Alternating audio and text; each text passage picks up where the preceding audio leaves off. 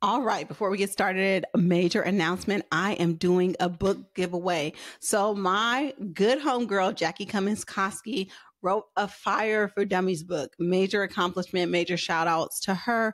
And she'll be featured on the Thursday episode of the Financially Intentional podcast. But I am giving away a copy of this Fire for Dummies book for one of my lucky listeners. Now, here is what you need to do to qualify. You need to write a review for the Financially Intentional podcast on Apple Podcast and DM me a screenshot of that review. You also need to be following me, Financially Intentional, and following Jackie Cummins-Koski under @Phenomenal Woman to receive your book.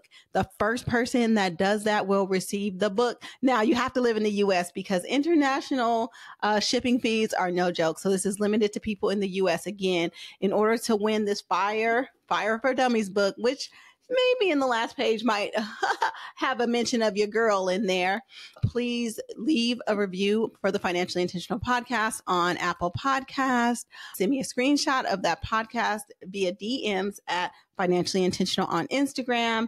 And then make sure you're following myself and Jackie Cummins-Koski at Phenomenal Woman. All right, let's hop into it. So I have on my scrubs today because even though it's my day off, I had to go to work, whatever, long story. Hey, it's 4 hours. Anyway, if you don't know, I am a nurse in the San Francisco Bay Area, and we are known to be some of the best compensated nurses pretty much in the world. And what it really is, though, is that we fight for a living wage. I've mentioned my pay on the podcast. I've mentioned my cost of living. Obviously, cost of living in the San Francisco Bay Area is pretty high, so we should be compensated for it.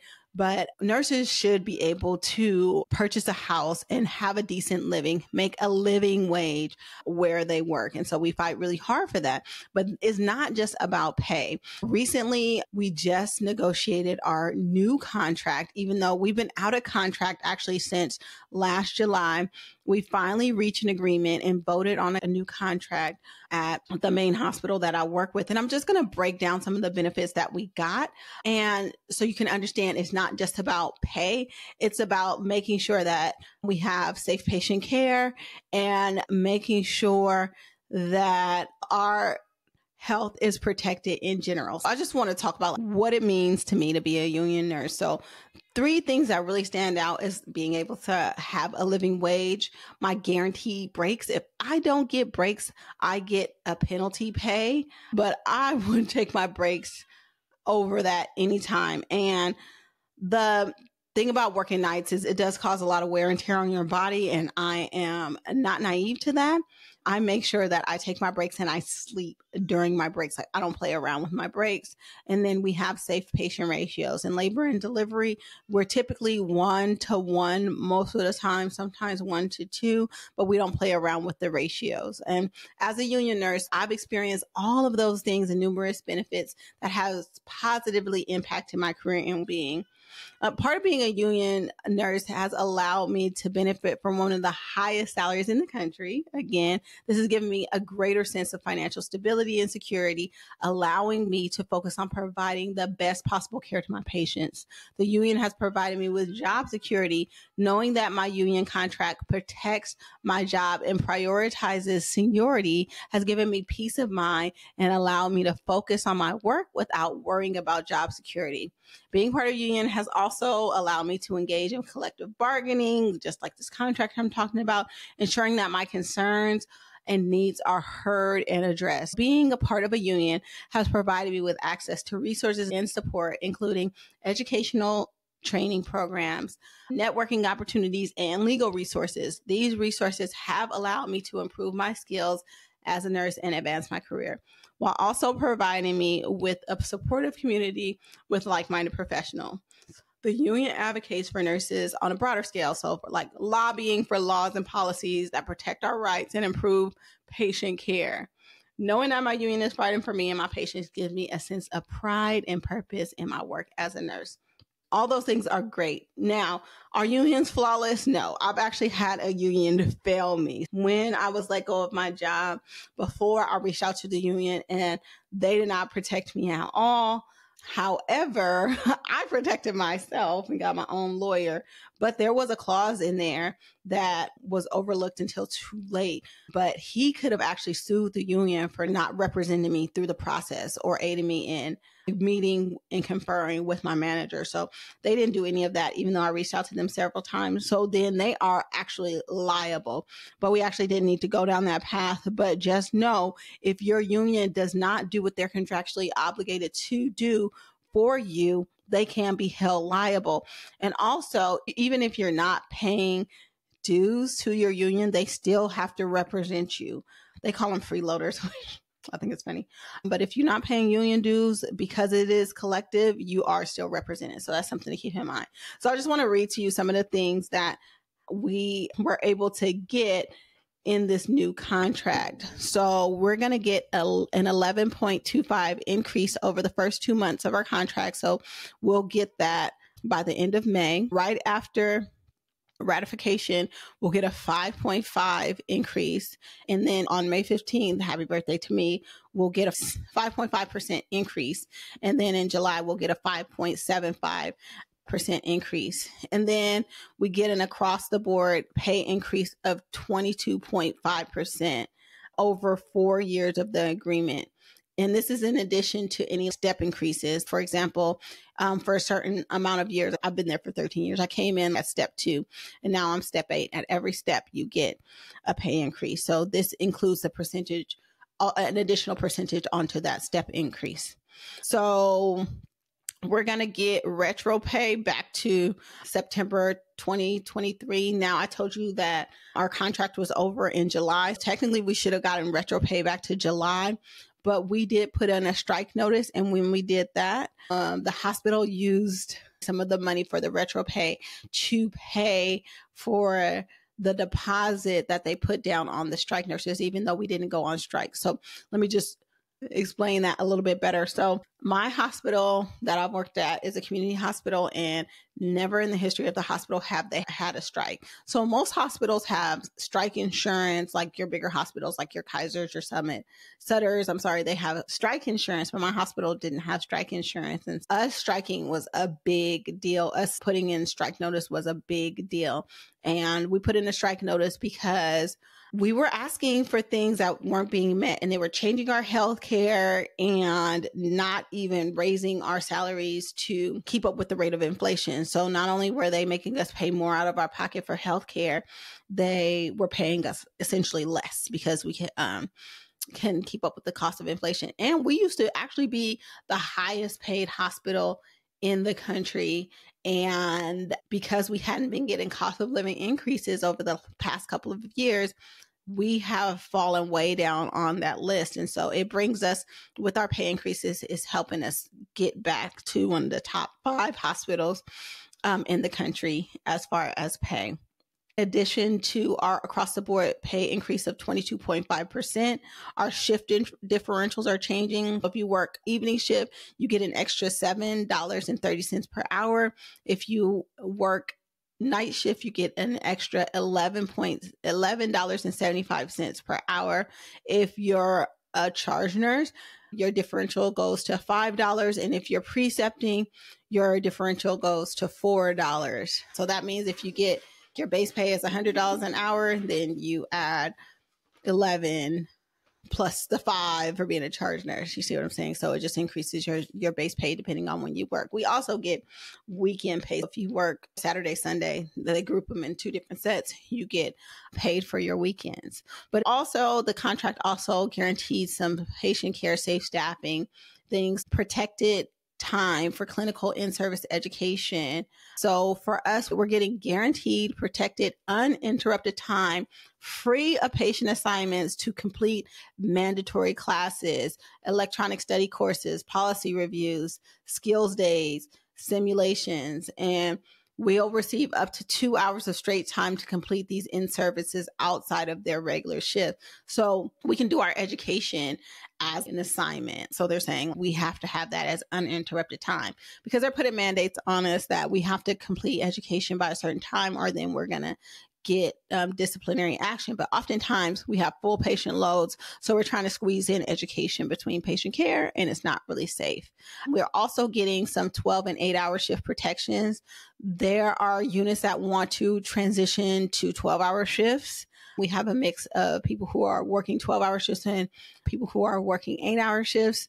If those units are transitioning to 12-hour shifts, the people who still want to work 8s, their jobs will be protected. They will be able to remain an 8-hour shift employee until they decide to change otherwise. So if you're 8 hours, you can stay out 8 hours. You don't have to convert to 12 hours unless you want to. For nurses that float, they are enforcing safe floating practices.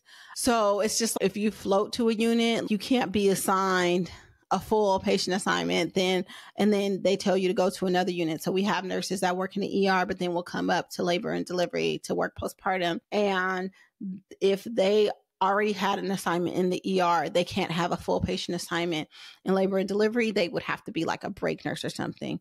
And then they also have protections in here for part-time positions. They were going to take away a lot of part-time positions. So they protected those 3/5 positions that the management was proposing that they should reduce. Also, the union also had some protections in there for expanding infectious disease protocols and workplace violence protections. That's super important. Talked about they are improve some language around discipline and how long of a period it takes to drop off. So they secured a new unprecedented language that would guarantee expunging the following disciplines: verbal reprimands within 12 months and written reprimands within a 48-hour period. So if you used to get those, you used to be on track to be terminated.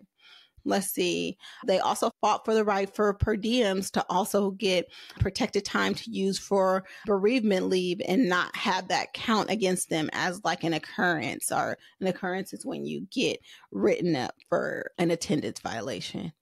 And then they also are letting the per diem be able to have more seniority if they convert to a benefit employee. It used to be that you used to have 3,000 hours to count for 1 year of seniority.